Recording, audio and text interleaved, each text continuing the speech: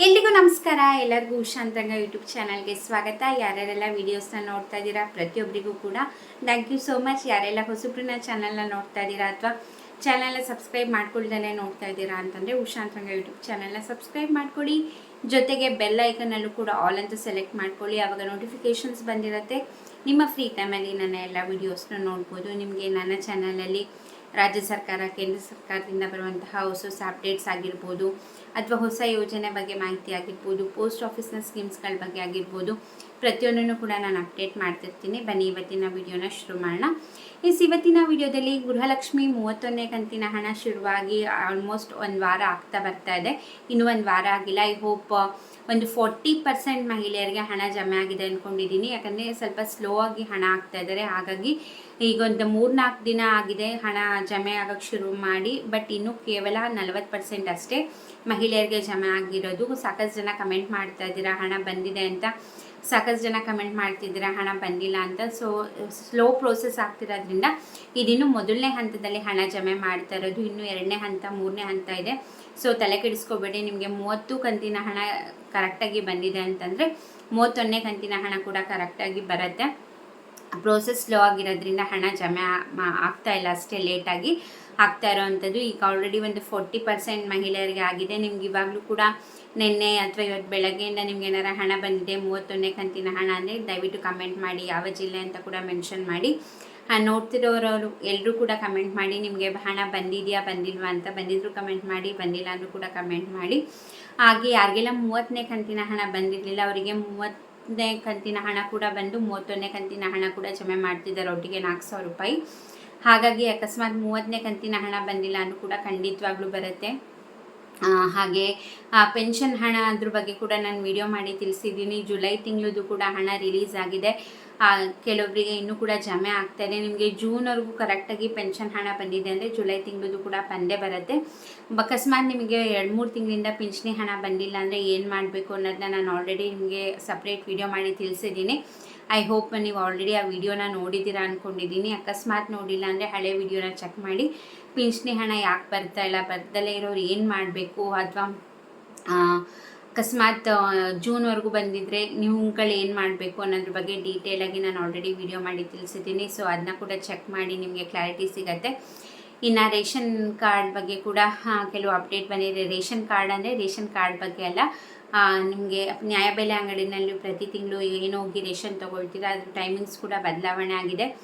ಬೆಳಗ್ಗೆ 6 ಗಂಟೆಯಿಂದ ನೈಟ್ 10 ಗಂಟೆವರೆಗೂ ಕೂಡ ಓಪನ್ ಇಡಬೇಕು ಅಂದ್ಬಿಟ್ಟು ಆಹಾರ ಇಲಾಖೆಯಿಂದ ಎಲ್ಲ ನ್ಯಾಯಬೆಲೆ ಅಂಗಡಿಗಳಿಗೂ ಕೂಡ ಆರ್ಡ್ರ್ ಬಂದಿದೆ. ಸೊ ಯಾಕಪ್ಪ ಅಂತಂದರೆ ತುಂಬ ಜನ ಸರ್ಕಾರಕ್ಕೂ ಕೂಡ ರಿಕ್ವೆಸ್ಟ್ ಮಾಡ್ಕೊತಿದ್ರು. ಯಾಕಂದರೆ ತುಂಬ ಜನ ಕೆಲ್ಸಕ್ಕೆ ಹೋಗಿರ್ತಾರೆ, ಗಂಡ ಹೆಂಡತಿ ಇಬ್ಬರು ಕೆಲ್ಸಕ್ಕೆ ಹೋಗ್ತಾರೆ, ಮಕ್ಕಳು ಸ್ಕೂಲ್ಗಳಿಗೆ ಹೋಗಿರ್ತಾರೆ. ಸೊ ಅಂಥವ್ರಿಗೆ ಹೋಗಿ ಬರೋಕ್ಕೇ ಟೈಮಾಗಿ ಹೋಗುತ್ತೆ. ಅಷ್ಟೊತ್ತಿಗೆ ಹೋಗಿ ಬರೋಷ್ಟೊತ್ತಿಗೆ ಅಂಗಡಿ ಕ್ಲೋಸ್ ಆಗಿದ್ದರೆ ರೇಷನ್ ತೊಗೊಳಕ್ಕೆ ಆಗಲ್ಲ. ಕಂಟಿನ್ಯೂಸ್ ಆಗಿ ತೊಗೊಂಡಿಲ್ಲ ರೇಷನ್ ಅಂದರೆ ರೇಷನ್ ಕಾರ್ಡ್ ಕ್ಯಾನ್ಸಲ್ ಮಾಡ್ತಾರೆ.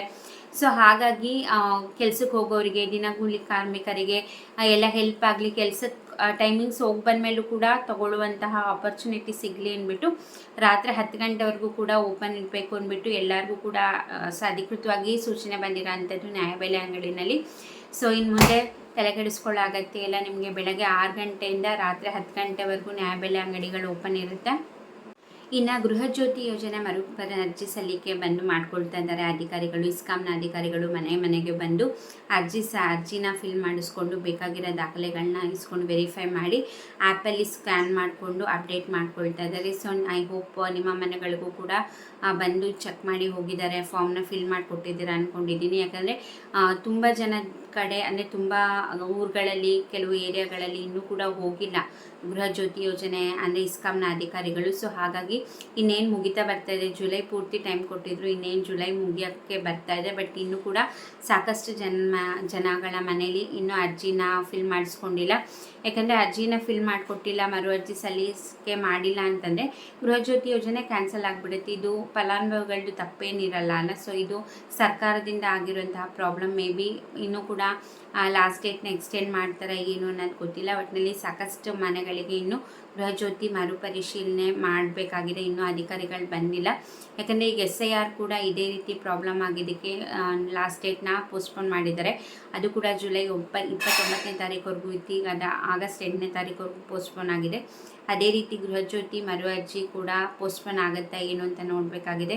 ನೀವುಗಳು SIR ಫಾರ್ಮ್ನ ಫಿಲ್ ಮಾಡಿಕೊಟ್ರಾ, ಹಾಗೆ ಗೃಹಜ್ಯೋತಿ ಯೋಜನೆ ಕೂಡ ಫಾರ್ಮ್ನ ಫಿಲ್ ಮಾಡಿಕೊಟ್ಟಿದ್ದೀರಾ, ಡಾಕ್ಯುಮೆಂಟ್ ಎಲ್ಲ ಕೊಟ್ರಾ ಅಂತ ಕಮೆಂಟ್ ಸೆಕ್ಷನಲ್ಲಿ ತಿಳಿಸೋದನ್ನ ಮರಿಬೇಡಿ. ಗೃಹಲಕ್ಷ್ಮಿ ಯೋಜನೆಗೆ ಸಂಬಂಧಪಟ್ಟಂಗೆ 31ನೇ ಕಂತಿನ ಹಣದ ಬಗ್ಗೆ ಆಗಿರ್ಬೋದು, ಪಿಂಚಣಿ ಹಣದ ಬಗ್ಗೆ ಆಗಿರ್ಬೋದು, ಅಥವಾ ಗೃಹಜ್ಯೋತಿ ಮರುಪರಿಶೀಲನೆ ಅರ್ಜಿ ಬಗ್ಗೆ ಆಗಿರ್ಬೋದು, SIR ಬಗ್ಗೆ ಆಗಿರ್ಬೋದು, ನಿಮ್ಗೆ ಏನೇ ಡೌಟ್ ಇತ್ತು ಅಂತಂದರೆ ನನಗೆ ಕಮೆಂಟ್ ಸೆಕ್ಷನಲ್ಲಿ ತಿಳಿಸಿ, ಖಂಡಿತವಾಗ್ಲೂ ನಾನು ಅದಕ್ಕೆ ಆನ್ಸರ್ನ ಮಾಡ್ತೀನಿ.